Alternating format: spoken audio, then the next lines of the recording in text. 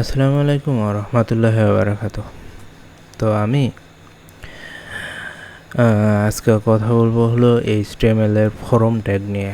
তো এখানে দেখুন index.html একটি ফাইল ক্রিয়েট করা আছে। তো এটা ডিফল্ট ব্রাউজার ফায়ারফক্স সেটআপ করা আছে। তো আমি এটাকে ডাবল ক্লিক করে অন করতেছি। তো ডাবল ক্লিক করে অন করার পর দেখতে পাচ্ছি যে আমার যে ডিফল্ট ব্রাউজারটা সেটা অন হয়েছে। তো আমরা এগুলো গত পর্বে শিখেছিলাম। তো আমি এগুলোকে রিমুভ করে দেবো। রিমুভ করে ওপেন উইথ, তো ওই ফাইলটাকে আমি ওপেন উইথ নোটপ্যাডে অন করলাম। হ্যাঁ, তো অন করার পর আমি এই যে বেসিক স্ট্রাকচারটা শুধু রাখলাম। হ্যাঁ, তো আপনারা এটা জানেন যে HTML এর বেসিক স্ট্রাকচার এতটুকুই। তো আমরা এখন বডি ট্যাগের মধ্যে সব কিছু লিখব। কন্ট্রোলে সেভ, এখানটায় রিফ্রেশ করলাম। হ্যাঁ, তো এখন আমি এই জায়গার মধ্যে লিখতেছি যে ফ্রম ট্যাগ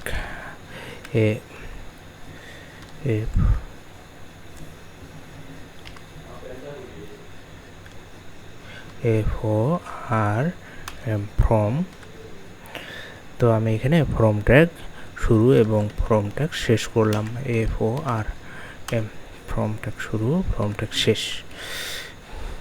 তো আমি এই ব্ল্যাঙ্ক পেজে লিখি কেন? ব্ল্যাঙ্ক পেজে লিখলে মানে মনে থাকে, সেটা সবার ক্ষেত্রে, আমার ক্ষেত্রে হোক বা আপনাদের ক্ষেত্রে হোক, মানে সবার ক্ষেত্রে এই মানে ব্ল্যাঙ্ক পেজে লেখাটাই ভালো। ব্ল্যাঙ্ক পেজে লিখলে সব কিছু মনে থাকবে। হ্যাঁ, তো এইভাবে আপনারাও আগে লিখবেন। হ্যাঁ, তো আমি এটা লিখে ফেলেছি। এখন আমি এই ফর্ম ট্যাগের ভেতর আমি এখানে মানে বলতে চাইছিলাম কি, যে ফর্ম ট্যাগের ভিতরে আমরা কি করি। ফর্ম ট্যাগের ভিতরে আমরা মনে করেন, ধরুন আমি এখানে লিখলাম যে INPUT input type TYPE type is equal to text placeholder placeholder placeholder is equal to write something write something write something। আবার আমি এখানে লিখলাম যে INPUT input TYPE input type is equal to NUMBER number placeholder placeholder placeholder is equal to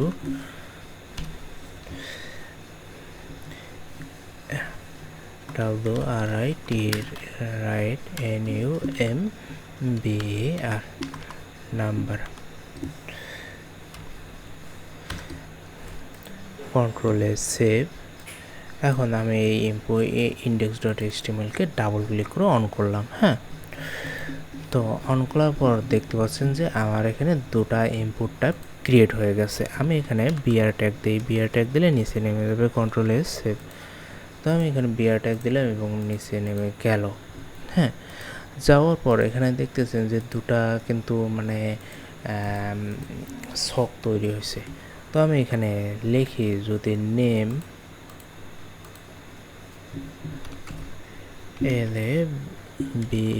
level name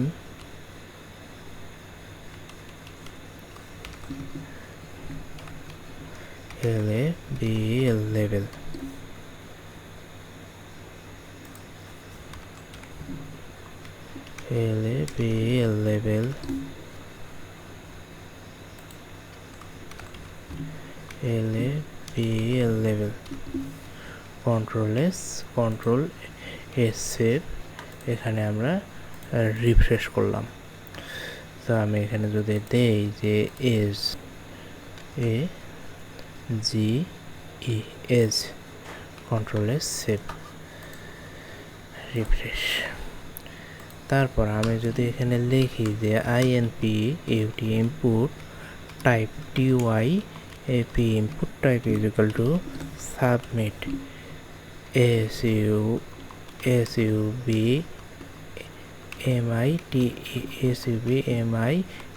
submit value value is equal to arif control s save এখানে refresh SUB submit control s save refresh. হ্যাঁ, তো এখন কথা হচ্ছে যে form ট্যাগের কাজ কি। তো আমি বলি যে আমরা এই যে যত ধরনের মনে করেন যে লগইন পেজ ক্রিয়েট করি, তারপর হলো রেজিস্ট্রেশন পেজ ক্রিয়েট করি, তারপর হলো কন্ট্যাক্ট ফর্ম ক্রিয়েট করি, হ্যাঁ, সার্চ বক্স তৈরি করি, এগুলো সব কিন্তু এই ফর্ম ট্যাগ দিয়ে তৈরি করা হয়।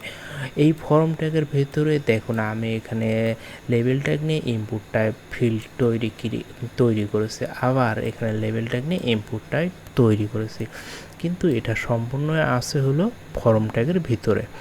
তাহলে আমি বললাম যে login page, registration form, contact form এবং সার্চ বক্স তৈরির জন্য ফর্ম ট্যাগ ব্যবহার করা হয়, আর মূলত ইউজারের কাছ থেকে ইনপুট নেওয়ার জন্যই ফর্ম ট্যাগ ব্যবহার করা হয়। হ্যাঁ, তো এখন কথা হলো ফর্ম ট্যাগের অ্যাট্রিবিউট আছে। ফর্ম ট্যাগ লিখলেই তো হবে না, এর একটা অ্যাট্রিবিউট আছে, যেমন ACTION action is equal to, হ্যাঁ, action is equal to SUBMIT submit.php। হ্যাঁ, এখন বলি এই submit.php এটা কি।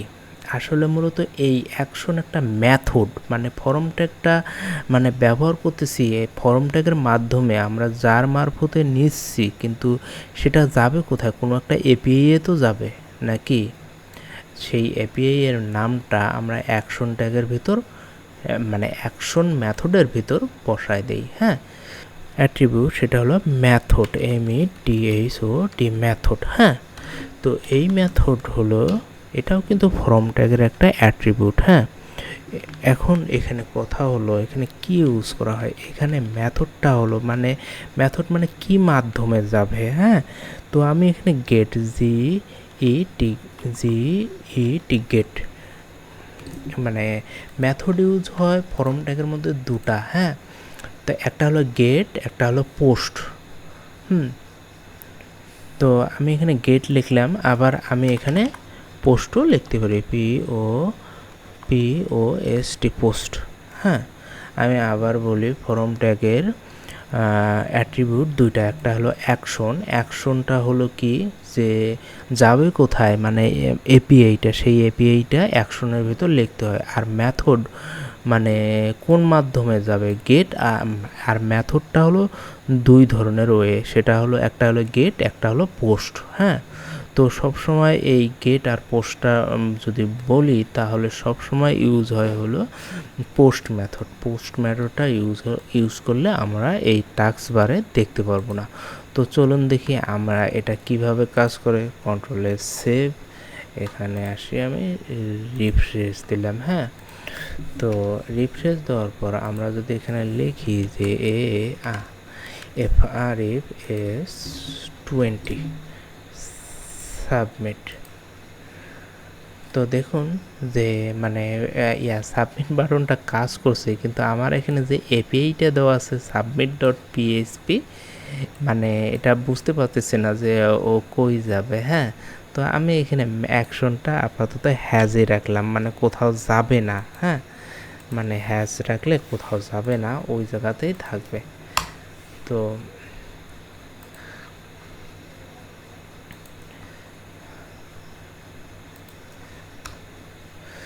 তো এখন আমি এই মেথডটাকে আমি এখন এখানে লিখে দিচ্ছি গেট, গেট, কন্ট্রোল সেভ, এখানে আসি, আমি রিফ্রেশ করলাম। হ্যাঁ, তো এখানে লিখলাম যে ARIF, এখানে এজ দিলাম 30 সাবমিট।